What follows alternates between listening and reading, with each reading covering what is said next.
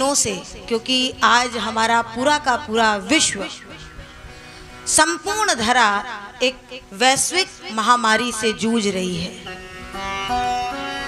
और ऐसी स्थिति में कथाएं, धार्मिक अनुष्ठान इत्यादि जहाँ पे भक्त बड़ी संख्या में एकत्रित होते हैं, वो समस्त कार्यक्रम स्थगित हैं समय को देखते हुए।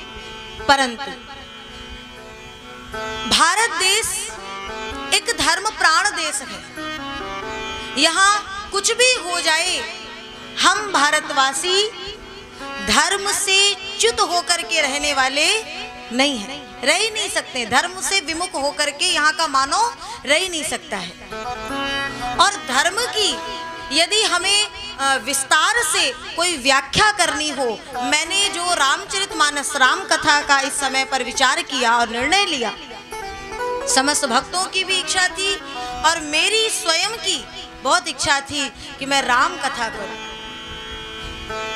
कई बार भगवान की कथा जब होती है, कई लोगों ने आज धर्म पर प्रश्न चिन्ह लगाए।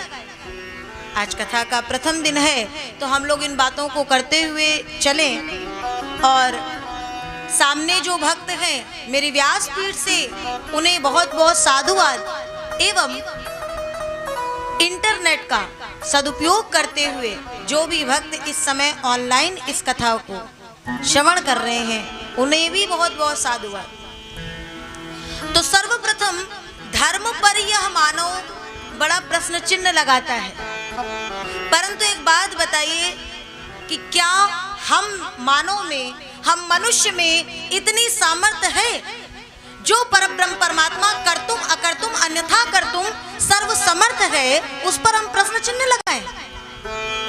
आज हम एक ब्रह्मांड के किसी एक छोटी सी 4 इंच की जगह में बैठ करके और उस पारमात्मिक सत्ता पर तर्क और कुतर्क करते हैं। कहीं ना कहीं आज जो विपरीत परिस्थितियां उत्पन्न हुई हैं, उसका कारण यही है कि हम धर्म तो करते हैं, भक्ति करना तो चाहते हैं, परंतु हमारी उस भक्ति में सत्यता कितने प्रतिशत होती है और दिखावा कितने प्रतिशत होता है, ये हम सभी जानते हैं। और ऐसी स्थिति में रामचरितमानस की एक चौपाई है, समर्थ को नहीं दोष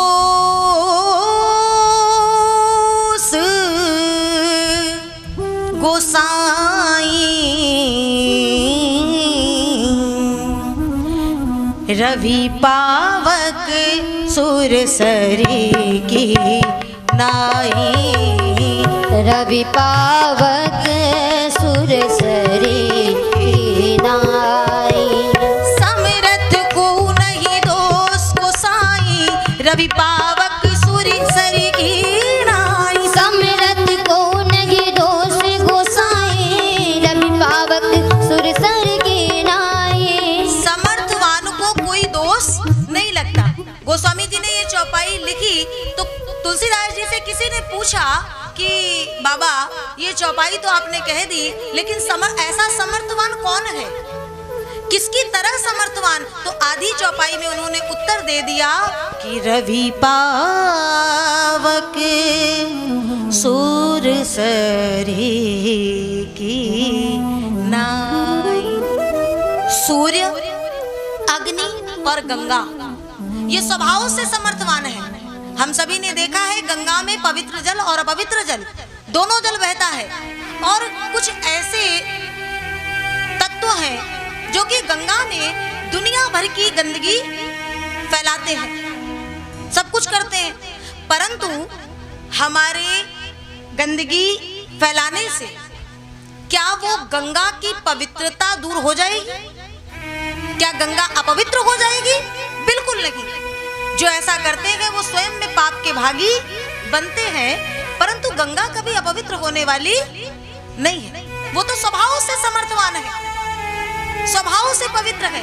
उसी प्रकार से अग्नि एक है, और वही अग्नि जब हम भगवान की पूजा करते हैं तो आरती में दीप प्रज्वलित करते हैं वही अग्नि है। अग्नि वही है जो हवन कुंड में प्रज्वलित होती है, वही अग्नि है। अग्नि तो एक ही है ना, जो कि जाकर के शमशान में जब कोई देह त्याग कर देता है तो उसी अग्नि से उसका अग्निदाह संस्कार किया जाता है। परंतु सबकी अलग अलग अपनी अपने स्थान पे अलग अलग महत्व है, परंतु अग्नि कहीं से अपवित्र होने वाली नहीं है।